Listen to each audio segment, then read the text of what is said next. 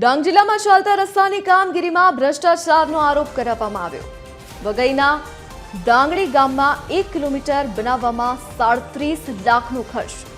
રસ્તો બનાવવા માટે 37 લાખ વાપર્યા છતાં રસ્તો અધૂરો બનાવવામાં આવ્યો। કામની મુદત પૂરી થઈ હોવા છતાં કામ અધૂરું રહેતા લોકોમાં નારાજગી જોવા મળી। જિલ્લામાં ચાલતા ડામર રસ્તાના કામોને લઈને ગુણવત્તા ઉપર સવાલ ઉઠ્યા છે।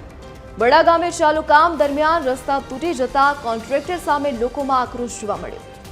રસ્તાની કામગીરી મુદ્દે પૂર્વ ધારાસભ્ય મંગળ ગાવિતની આંદોલનની ચીમકી ઉચ્ચારવામાં આવી છે।